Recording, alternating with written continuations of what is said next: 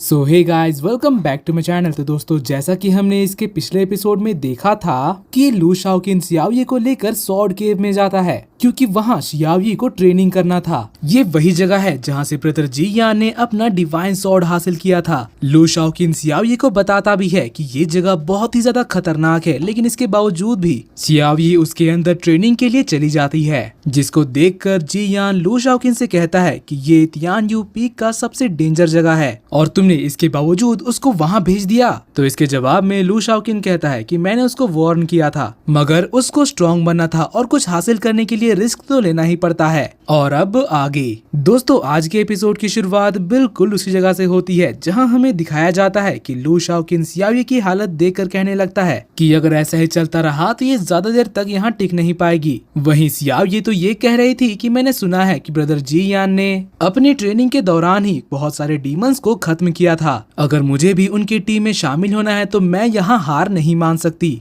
मगर इस training area का स्ट्रॉन्ग विंड करेंट्स उसके शील्ड को तोड़ देते हैं और वो यहाँ सरवाइव करने के लिए अब काफी ज्यादा स्ट्रगल करने लगती है। तभी लू शाओकिन कहने लगता है कि सियाओये खतरे में है, मगर इसके लिए मुझे कोई ब्लेम नहीं करेगा क्योंकि वो खुद की मर्जी से वहाँ गई है। तो जी यान कहता है कि आखिर तुम उसकी मदद क्यों नहीं करते। अब इसके जवाब में लू शाओकिन कहता है कि ये उसकी खुद की गलती है, उसे ही सॉर्ड स्पिरिट की पावर चाहिए थी और इस दौरान उसकी मौत हो गई, तो इसमें मैं क्या कर सकता हूँ, आखिर इससे मेरा क्या लेना देना। वहीं दूसरी तरफ हमें सियाओये को दिखाया जाता है जो कि अब विंड अटैक्स को रोक तक नहीं पा रही थी। जी यान ये देखकर एक एनर्जी का ब्लास्ट करता है और अपनी बॉडी में कंट्रोल पा लेता है और तुरंत नीचे जाकर सियाओये को बचा लेता है। सियाओये घायल होने की वजह से वहाँ बेहोश हो जाती है, मगर बेहोश होने से पहले वो जी यान को देख चुकी थी। जी यान उसको लेकर ट्रेनिंग ग्राउंड से बाहर निकलता है और बेहोशी की हालत में भी वो जी यान से कहने लगती है कि फाइनली मेरी आपसे मुलाकात हो ही गई। तभी लू शाओकिन अंदर से कहने लगता है कि तुम्हारी स्पिरिट अभी थोड़ी सी ही तो रिकवर हुई थी और तुमने उस एनर्जी को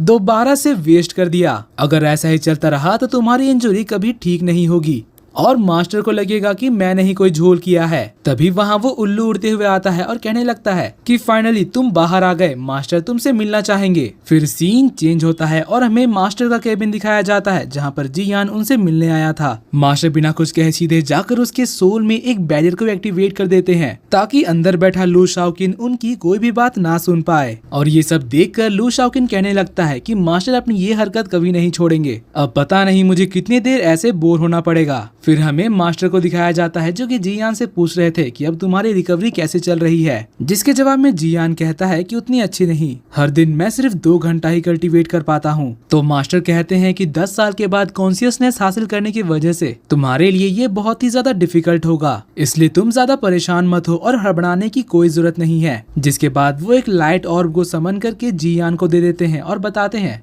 कि ये मेरे एक ओल्ड फ्रेंड की तरफ से गिफ्ट है, ये तुम्हारे सोल को रिकवर करने में हेल्प करेगी। तो आउल ये देखकर कहने लगता है कि सब कुछ बकवास है, मास्टर ने तो इसे कहीं से चुराया है। तो फिर मास्टर उसको यहाँ से भगा देते हैं और अपनी कुर्सी से उठकर कहने लगते हैं कि हमें इसकी डिटेल में जाने की जरूरत नहीं है। जी यान उस ऑर्ब को एब्जॉर्ब कर लेता है। फिर मास्टर कहने लगते हैं कि जब तुम्हारी सोल पूरी तरह से हील हो जाएगी तब तुम अपने बॉडी में दोबारा से कंट्रोल हासिल कर पाओगे। वो लड़का लू शाओकिन जो कि तुम्हारे अंदर है तुम्हें कभी भी अपना मन का करने नहीं देगा, इसलिए केयरफुल रहना। तो जी यान कहता है जी मास्टर, और फिर उनसे लू शाओकिन के ओरिजिन के बारे में पूछने लगता है, जिसके जवाब में मास्टर बताते हैं कि लू शाओकिन बहुत ही ज्यादा यंग है, लेकिन इसके बावजूद उसकी सोल बहुत ही ज्यादा पावरफुल है। वो चाहे किसी भी रीजन में क्यों ना चला जाए वो जीनियस ही रहेगा। मैंने उसके बारे में हेवन, अर्थ और डीमन रेल में भी पता किया, पर उसके ओरिजिन के बारे में हमें कुछ नहीं पता चला। पता नहीं वो आया कहाँ से है। अभी के लिए तुम रेस्ट करो और अपनी रिकवरी पर ध्यान दो, मैं उसके बारे में इंक्वायरी जारी रखूंगा क्योंकि एक ही बॉडी में हमेशा के लिए 2 डिवाइन सोल्स नहीं रह सकते। जिसके बाद हमें दिखाया जाता है कि लू शाओकिन के ऊपर लगा हुआ ब्लैक शील्ड डिस्ट्रॉय हो जाता है। वो कहता है कि फाइनली इनकी फुसफुसाहट खत्म हो गई। तभी उसकी नजर ऑर्ब ऑफ मिक्स पेरामोडियल एनर्जी पर पड़ती है, जिसको देखकर वो कहता है कि शायद ओल्ड मैन तुमसे बहुत ही ज्यादा प्यार करते हैं क्योंकि ये एक बहुत ही ज्यादा रेयर आइटम है, पर तुम्हें चिंता करने की जरूरत नहीं है, तुम बस यहाँ पर आराम करो, मैं तुम्हारे मजे के लिए कुछ ढूंढता हूँ। मगर जी यान तो उसकी बातों को इग्नोर कर देता है। वहीं दूसरी तरफ लू शाओकिन, जिसने बॉडी पर दोबारा कंट्रोल हासिल कर लिया था, वो मास्टर से कहता है कि अब मैं यहाँ से जा रहा हूँ। तो मास्टर उसे कहते हैं कि शाओकिन, याद रखना तुम्हारे हाथों में जी यान की जिंदगी है और तुम्हारी जिंदगी मेरे हाथों में। अब लू शाओकिन उनकी ये बात सुनकर थोड़ा गुस्सा होता है, मगर यहाँ पर वो ज्यादा रिएक्ट नहीं करता, बस सिंपली वो जी मास्टर कहकर यहाँ से निकल जाता है। फिर हमें अगले दिन का सीन दिखाया जाता है, जहाँ पर सियावी लेटकर बस जी यान का ही सपना देख रही थी। फिर जब उसकी नींद खुलती है तब वो एक लेटर देखती है जिसमें लू शाओकिन ने लिखा था कि मैं ब्लैक पीक माउंटेन जा रहा हूँ कुछ डाकुओं को सरप्राइज करने। आज की तुम्हारी ड्यूटी है सेल्फ कल्टीवेशन करना और साथ ही लकड़ी काटकर पानी भरना। और याद रखना ये सब बकवास नहीं बल्कि तुम्हारी ट्रेनिंग का हिस्सा है, इसलिए अपनी ट्रेनिंग मन लगाकर करना। मगर सियावी तो कहती है कि ये सब बकवास है, तुमने मुझसे प्रॉमिस किया था कि तुम मुझे ब्रदर जी यान से मिलवाओगे, मगर तुम तो मुझे यहाँ पर छोड़कर चले गए, ये तो सरासर धोखेबाजी है। फिर सीन चेंज होता है और हमें लू शाओकिन को दिखाया जाता है जो कि ब्लैक पीक माउंटेन बैंडिट्स के हाइड आउट में गया था। यहाँ वो उनको बेरहमी से मारते हुए कह रहा था कि आज मेरा अच्छा काम करने का मन है, मैं यहाँ से सारी गंदगी साफ कर दूंगा। फिर जो आखिरी 3 बचे हुए लोग थे उनसे कहने लगता है कि जाओ और बाकियों को भी यहाँ पर लेकर आओ। और इस दौरान वो जी यान से कहने लगता है कि ब्रदर, पता नहीं वो जाकर कितने लोगों को लेकर आएगा, इसलिए अगर कुछ प्रॉब्लम हुई तो तुम मेरी हेल्प करोगे ना। मगर इसके जवाब में जी यान कुछ भी नहीं कहता। लू शाओकिन अपने रास्ते में आने वाले सभी लोगों को मारते हुए आगे बढ़ रहा था। वो कहता है कि ये लोग तो बस मामूली से डाकू हैं, अगर ऐसा ही चलता रहा तो मेरे ब्रदर जी यान को एक्शन करने का मौका ही नहीं मिलेगा। तभी उसके तरफ एक सॉर्ड उड़ते हुए आती है। लू शाओकिन उसको बस अपनी उंगली से रोक लेता है और मन ही मन कहने लगता है कि अब मजा आएगा। ये तलवार फेंकने वाला असल में ब्लैक विंड माउंटेन बैंडिट्स का लीडर था। वो कहता है कि मेरी तियान यू पीक से कोई भी दुश्मनी नहीं है। तो लू शाओकिन उससे कहता है कि बकवास करना बंद करो, क्या मैं तुम्हारी गलती करने का वेट करूंगा? तुम यहाँ पर काफी समय से छुपे हुए हो, कहीं ऐसा तो नहीं कि तुम अपनी डीमन कल्टीवेटर की आइडेंटिटी को छुपाना चाहते हो? लू शाओकिन कहता है कि मुझे अच्छी तरह से पता है कि तुम एक डीमन जनरल हो, 10 साल पहले जो वॉर हुई थी उसमें तुम बच गए थे। फिर थोड़ा सोचने के बाद वो कहने लगता है कि तुम्हारा नाम सू चेन है, क्यों मैंने सही कहा ना? तो ये सुनकर वो अटैक के लिए तैयार हो जाता है और कहने लगता है कि आखिर तुम हो कौन? जिस पर लू शाओकिन कहता है कि बहुत बकवास हो गई, अब शुरू करने का समय आ चुका है। और इतना कहते ही उसके ऊपर एक ऑर्ब से अटैक कर देता है, मगर उसके अटैक को तो सू चेन अपने तलवार से रोक देता है और एक पावर स्लैश से उसके ऊपर अटैक भी करता है।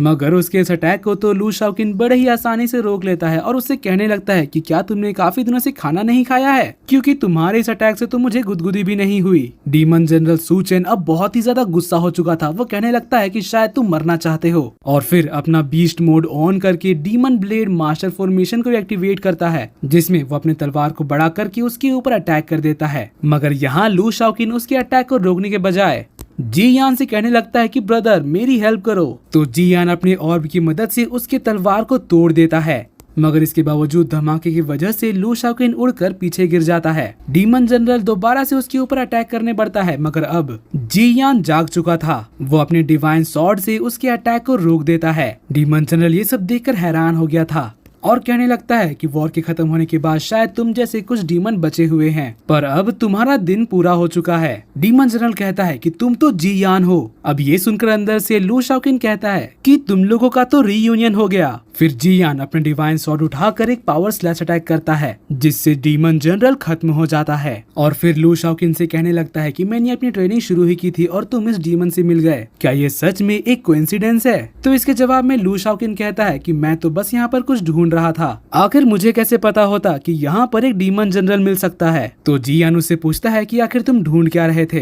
तो शाओकिन बताता है कि नीचे ग्राउंड को तोड़ो, तुम्हें खुद पता चल जाएगा। मुझे पता है कि तुम जानना चाहोगे कि मैं क्या ढूंढ रहा था, इसलिए क्यों ना तुम खुद ही उसे निकाल लो। जी यान फिर से पूछता है कि क्या तुम्हें पता नहीं है कि इसके अंदर क्या है? मगर लू शाओकिन तो कह देता है कि मुझे कुछ भी नहीं पता। फिर जी यान पावर स्लैश मारकर ग्राउंड को काट देता है और उसके अंदर से एक बक्सा निकलता है, जिसके अंदर थी एक क्रिस्टल से बनी हुई चाबी। वो कहता है कि बताओ ये किस चीज की चाबी है, वरना मैं इसको डिस्ट्रॉय कर दूंगा। तो फिर लू शाओकिन कहता है कि अरे नहीं रुको, तो अगर तुम अपने स्पिरिचुअल पावर को एक्टिवेट कर देते हो तो तुम्हें इसके बारे में पता चल जाएगा। जी यान उसके अंदर अपनी स्पिरिचुअल पावर डालता है, जिससे वो एक्टिवेट हो जाता है और हमारे सामने एक टेलीपोर्टेशन एरे खुल जाता है। लू शाओकिन तो ये देखकर कहने लगता है कि शायद वो कहानियां सच थी, फेरी मून ड्रीम इसके अंदर ही है। तभी वहाँ पर सियावी भी पहुँच जाती है और वो जी यान को देख लेती है। और दोस्तों इसी के साथ आज का ये एपिसोड यहीं पर खत्म होता है। अगर आपको मेरी एक्सप्लेनेशन और ये एपिसोड पसंद आए तो प्लीज वीडियो को लाइक कर देना और जाने से पहले चैनल को सब्सक्राइब करके बेल नोटिफिकेशन भी ऑन कर लेना, ताकि जैसे इसका नेक्स्ट एपिसोड आए तो आपको सबसे पहले पता चल जाए। तो मिलते हैं आपसे अगली वीडियो में, तब तक के लिए bye bye, be happy, be safe and thanks for watching.